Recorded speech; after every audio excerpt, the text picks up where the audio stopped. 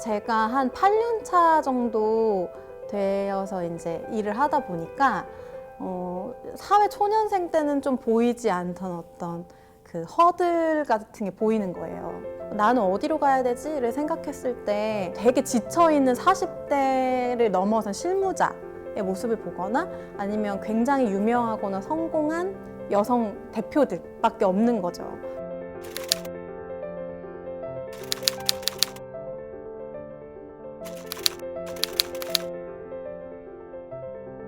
평범하게 내 커리어랑 그리고 내 삶을 계속 유지를 하면서 40대, 50대 때도 이렇게 살 수 있을까? 라고 물었을 때 그거는 아닌 것 같아. 그러니까 그럴 수 없을 것 같아 라는 생각이 들더라고요. 이 문제가 근데 나만의 문제인가? 했을 때는 되게 움츠러들고 약간 해결할 수 없을 것 같다 라는 생각이 들었는데 비슷한 고민을 제 또래 여성들 그리고 제 후배 여성들이 같이 가지고 있더라고요.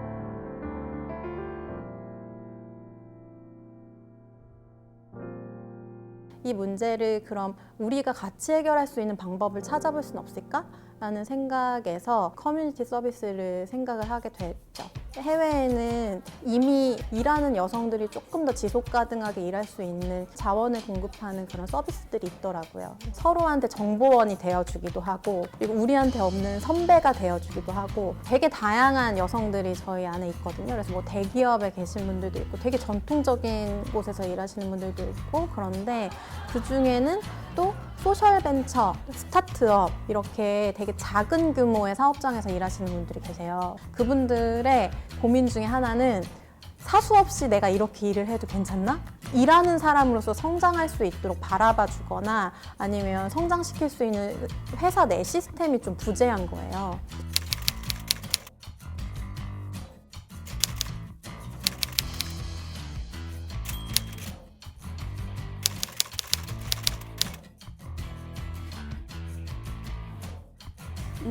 노무사는 밑에 자막으로 노동법 전문가예요. 해고당하거나 징계당하거나 아니면 또 임금이 체불됐거나 이런 불행한 일을 당하셨을 때 상담하고 사건을 의뢰하는 전문가입니다. 물론 회사 쪽 일을 하는 노무사들은 또 그 반대편에 서서 노무관리도 하고 또 그렇게 하죠.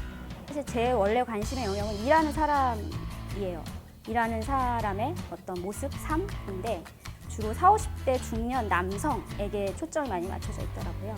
여성들이 모여서 그 문제를 해결할 수 있으면 좋지 않을까라는 생각 때문에 지금까지 함께하고 있습니다. 저도 사실 몰랐어요. 귀나쌤이 사람들한테는 모두가 전담 노무사가 필요한 것 같다 이런 얘기를 하셔가지고 모셨는데 다들 처음 보는데도 막 엄청난 질문들을 막 쏟아내면서 완전 커리어 우먼의 어떤 모습을 그런 문제는 없을 것 같은 그런 모습을 하고 계신데 이런 여러 가지 그 일과 관련된 문제들을 겪으면서 다들 일을 하고 있구나.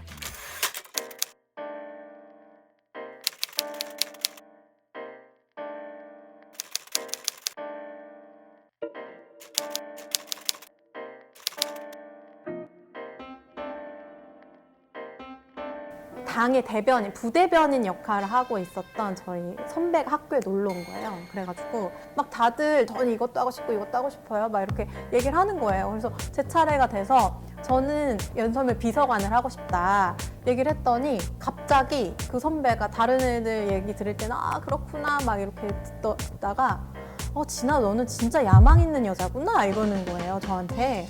근데 그 얘기를 듣는 순간에 제가 되게 부끄러움을 느꼈던 것 같아요. 그래서 이 기분은 뭐지? 그러면서 내가 어떤 야망을 갖고 있거나 내 꿈이 커도 그걸 아무 데서나 가서 얘기를 하는 건 아니구나 라는 생각을 직감적으로 하게 된 거죠. 그리고 나서는 끝까지를 말하지 않는 버릇이 생겼어요. 거기에 가기 한 3발자국 전까지만 저의 목표인 것처럼 얘기를 한 거죠.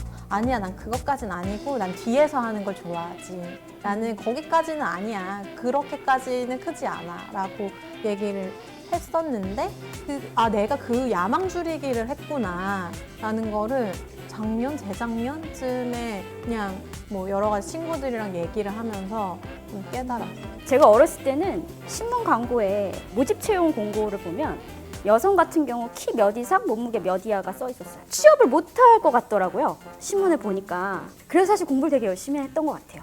성공해야 돼가 오히려 저한테는 되게 절실했고 어떤 일을 하더라도 그 신체적 조건을 요구했다라는 거예요.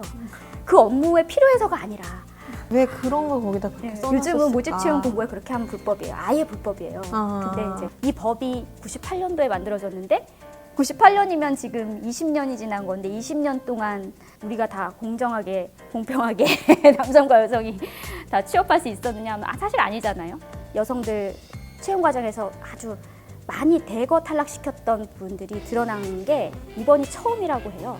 이번에도 채용 비리 문제가 있으니까 수사를 하다 보니 아, 여성을 이렇게 배제시켰구나 라고 드러난 거지. 만약에 그게 진행되지 않았으면 사실 이 채용 과정에서 오픈되지 않잖아요. 모집 채용 단계뿐만이 아니라 임금이나 복리후생 부분 또 어떤 승진 뭐 이런 것들 다 차별하지 못하도록 법엔 이미 정해져 있어요. 근데 참 이게 교묘하게 묻혀져 있죠. 왜 남성이 승진하냐라고 하면 다른 근거들을 많이 갖고 오는 거예요. 근데 그럼 그 근거들은 또 면밀하게 살펴봐야 되잖아요. 왜 저 가산점이 저 남성들에게 더 많이 올라갔는지 그런 거에 대해서 사실 분석해놓은 틀이 없죠.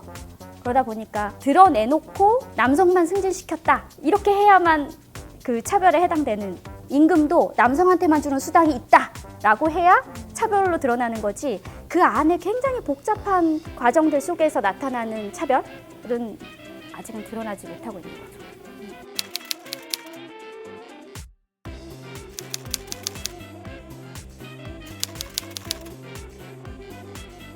아, 나댄다라는 말이랑 뭐 독하다 이런 말을 어떻게 하면 안 쓰게 할 수 있을지도 같이 고민해보면 좋을 것 같아요. 그 경멸을 심은 단어를 얘기함으로써 그 사람을 되게 움츠러들게 하고 약간 제지하려고 하는 사회적인 시도라고 보거든요. 그러니까 나댄다의 정확한 의미를 우리는 아무도 몰라요. 사회적으로 습득된 뉘앙스이기 때문에 그래서 더 차별을 심기가 좋은 단어이기도 하고. 저는 교정해드려요. 어떻게 교정해 주세요? 나댄다, 너가 나대잖아 막 이러면 적극적이다. 의지가 있다. 일을 해보려고 한다. 왜 이런 걸 놔두고 나댄단 말 써요. 이렇게 웃으면서 정말 그렇게 말씀드리거든요. 너무 좋네요. 솔루션 바로 나왔네요. 적극적인 걸 왜 나댄다라고 할까요? 적극적인 남성한테는 그런 말 쓰지 않잖아요. 맞아요.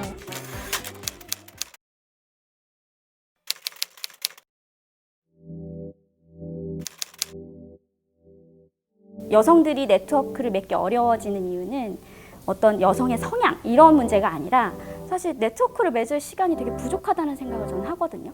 제가 그 노동조합들을 만나보면 여성 조합원들이 많은 사업장인데도 여성 노조 간부가 적은 건 간부가 될 수 있는 시간이 부족한 거예요. 업무 시간의 확보가 더 필요한데 노조 간부를 하려면 아이들을 다 키워놓고 오셔야 되는 거예요. 기회가 차단되는 것, 시간적 여유를 갖지 못하는 것, 저는 그 이유가 되게 크다라고 생각을 해요. 비공식적인 네트워크, 남성들의 네트워크가 존재한다고 생각을 하거든요. 그러니까 그게 우리가 몰래 지금 만나고 있어가 아니고, 그러니까 기존 네, 전통적인 문화, 일의 문화, 조직 운영 문화라고. 네. 그거에 근데 중심에 이제 남성들이 있는 거잖아요. 그래서 남성 중심적인 문화라고 얘기를 하는 거. 네. 수직적인 구조에서. 네. 네, 지금은 사실 그런 문화로는 일 자체도 사실 잘 진행이 안 되는 세상이잖아요. 일의 효과로도 사실 좋은 문화는 아니죠.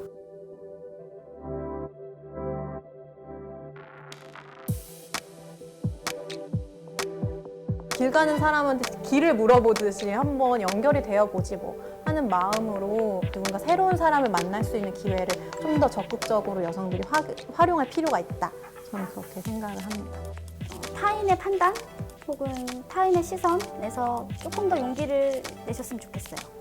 꼭 모든 사람이 나를 좋아할 필요는 없거든요. 그래서 어떤 사람이 어떤 생각을 할까 보다 내가 이 일을 했을 때, 해냈을 때 얼마나 기쁠까, 즐거울까, 그리고 나의 이 동료들은 또 나를 얼마나 응원해 줄까. 그렇게 생각하시면서 조금 더 용기를 냈으면 좋겠습니다.